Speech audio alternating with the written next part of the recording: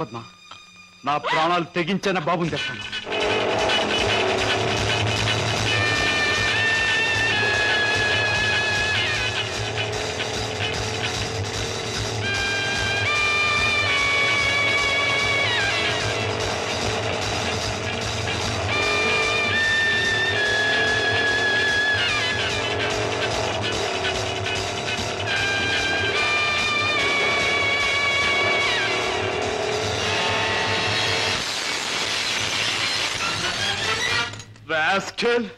ఎక్కడా నా కొడుకు?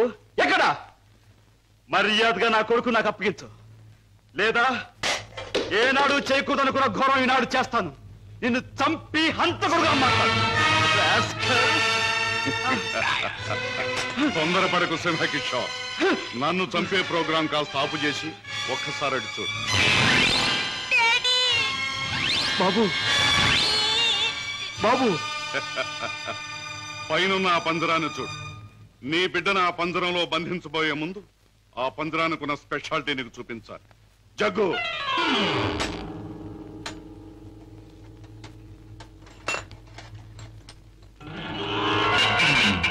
ఆ పంజరంలో బొమ్మ ఉన్న బిడ్డ ఉన్న ఈ స్విచ్ నొక్కితే చాలు.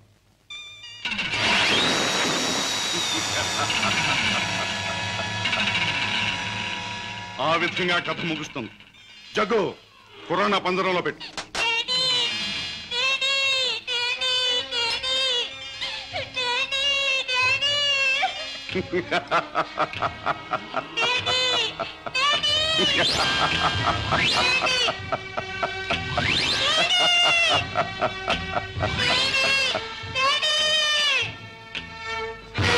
కిషోర్, నువ్వు అక్కడికి వెళ్ళలోగా నేను ఇక్కడ స్విచ్ నొక్కేస్తాను.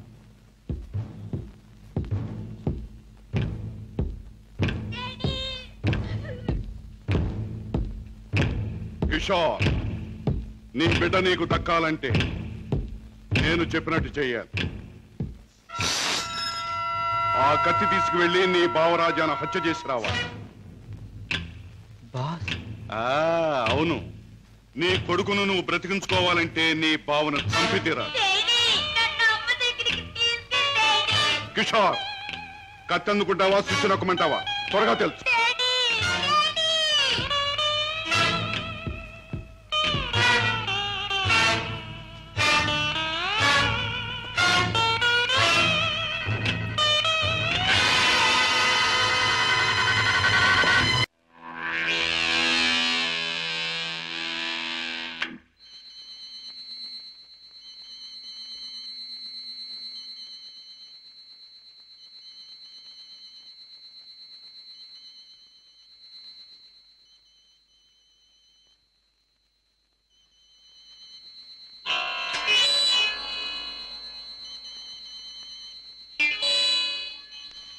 కిషోర్, నీ కొడుకును నువ్వు బ్రతికించుకోవాలంటే నీ బావను చంపి తీరాలి.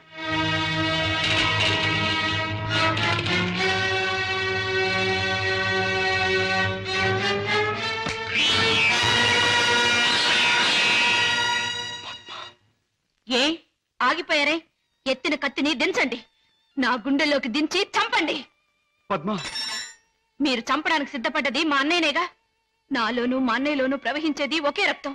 మా ఇద్దరిలో ఎవరిని పొడిచినా బయటకు వచ్చేది ఒకే రక్తం. పొడవండి. పద్మ, అన్నయ్య మీ గురించి, మీరు చేసే నేరాల గురించి చెప్తే నమ్మలేకపోయాను. నేను కళ్ళకద్దుకునే హారతి, అందరినీ కాల్చే కొరివేని ఊహించలేకపోయాను. ఏమండి, మీరింత పాపానికి సిద్ధపడ్డానికి కారణం అడ్డదారులు అడుగు పెట్టడమేగా. నేరాలు చేసి లక్షలు సంపాదించి మమ్మల్ని మిద్దెల్లో మేడల్లో ఉంచే బదులు న్యాయమైన డబ్బుతో ఏ చెట్టు నీడనో మాకు పట్టెడు మెతుకులు పెడితే ఆనందించేదాన్నండి. ఇప్పటికైనా తెలిసిందా కిషోర్? నేను చెప్పిన మాటల్లో సత్యం ఇప్పటికైనా తెలిసిందా? నువ్వు ఫలానా అని తెలిసిన రోజున నీ భార్య బిడ్డలు నిన్ను గురించి ఏమనుకుంటారో తెలిసిందా? తెలిసింది బావా, కానీ వాస్తవం తెలిసేసరికి పరిస్థితులు చేయదాటిపోయాయి. నిన్ను హత్య చేస్తే తప్ప బాబుని ప్రాణాలతో వదిలిపెట్టమన్నారు. అందుకని దేవుడు లాంటి మంచి మనిషివి నిన్ను చంపడానికి ప్రయత్నించాను.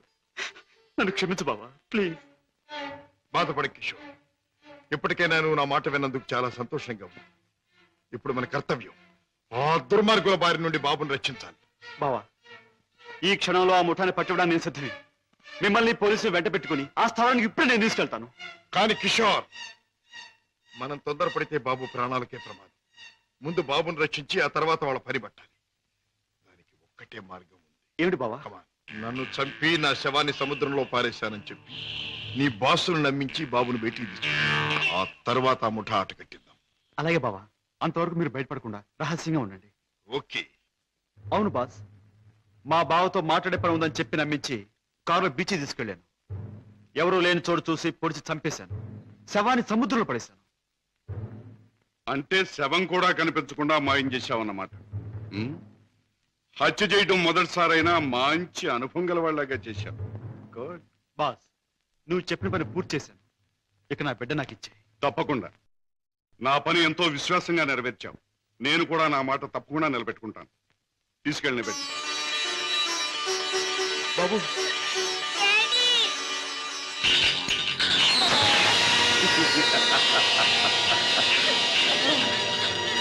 ఏమిటి పద్మ, కిషోర్ ఇంకా ఇంటికి రాలేదా? అవునన్నయ్య, ఆయన ఇంతవరకు ఇంటికి రాలేదు. బాబు సంగతి ఏమైందో తెలియలేదు. వాళ్ళిద్దరికి ఏం ప్రమాదం జరిగిందో అని నాకు భయంగా ఉందన్నయ్య. అమ్మా, నీ పసుపు కుంకుమ నిలబెడతాను. నీ బిడ్డ నీకు అప్పగిస్తాను. రాజా, వాళ్ళిద్దరిని రక్షించాలన్నా, ఆ దుర్మార్గులు పట్టుకోవాలన్నా, మనం ఆ స్థావరం ఎక్కడుందో ముందు తెలుసుకోవాలి. ఏముందమ్మా, ఆ ముఠాకు సంబంధించిన వాడు ఎవడైనా దొరికితే వాడు డోలు వాయించినట్టు వాయిస్తే కావాల్సింది కక్కుతాడు. ఆ, సరిగ్గా గుర్తు చేశాం. ఆ ముఠాకు సంబంధించిన మనిషి ఒకడు మనకు బాగా తెలుసు. ఎవరు రాజా? వాడే టాక్సీ డ్రైవర్ కేసులో మనం జైలుకు పంపించామే, డేవిడ్ జోన్స్. వాడు ఎల్లుండి జైలు నుంచి బయటకు వస్తాడు. వాడు స్మగ్లరే కనుక ఈ ముఠా విషయాలు వాడికి బాగా తెలుసుంటుంది.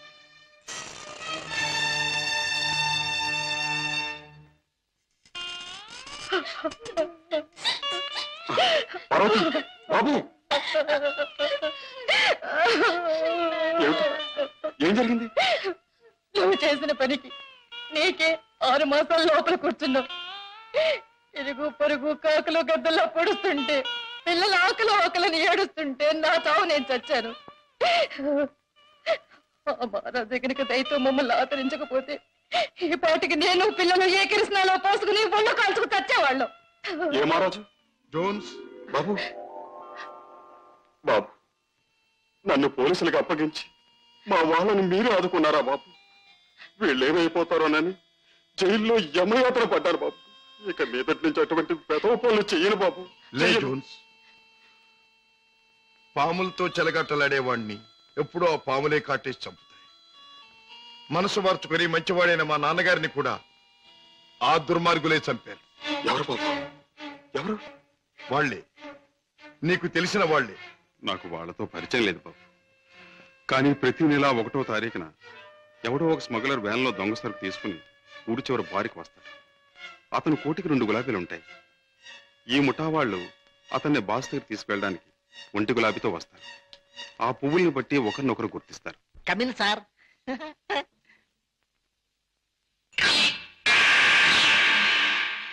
ఏ బేరా, ఆ గుండుగా టేబుల్ ఖాళీ చేయించు. అయ్యి బాబోయ్, వారు చాలా కోపిస్ట్ లాగున్నారు sir.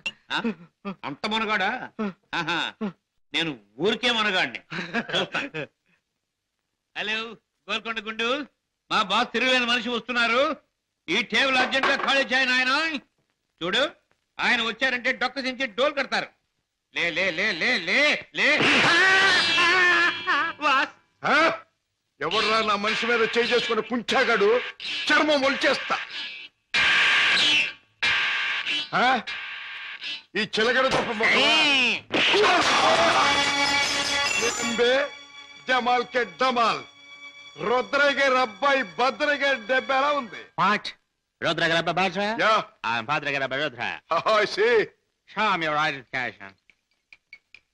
Here's mine. Nice to meet you. Thank you. Come, let's sit down and celebrate. Friend, మనం కలిసి ఈ సందర్భంలో కల్తీ చేయని సరుకుతో ఖుషి చేద్దాం. మత్తులో మొత్తమంతా మర్చిపోవాలి. ఒళ్ళుందో తప్ప బుర్ర లేదండి. తాగమన్నదల్లా తాగాడు, ఒళ్ళు మర్చిపోయాడు. పదరా, చల్ రే బెట్ట, చల్. తూ భీ చల్ బే. నేనెందుకు? వాడి కాపలా మేక్కి తినేస్తాడు. అమ్మో, మ్మ్.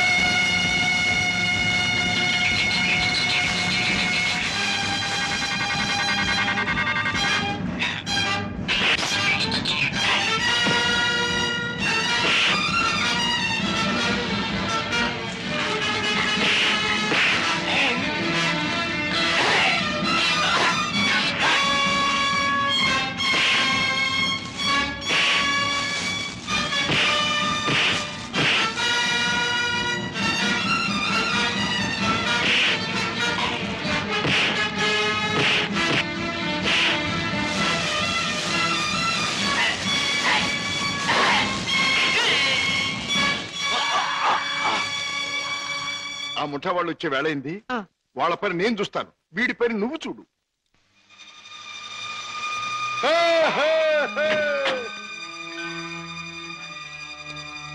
ఓ 2 గులాబీల వారా? ఓ ఒక గులాబీ వారా? భద్రయ్య గారు అబ్బాయి రుద్రయ్య. రుద్రయ్య గారు అబ్బాయి భద్రయ్య గారు. మీ బాస్ ఎక్కడ? మిమ్మల్ని తీసుకురమ్మన్నారు. గుడ్. దారిలో నాకు కాబోయే ఆలుంది, దాన్ని కూడా ఎక్కించుకెళ్దాం, పదండి. అలాగే సార్, పదండి.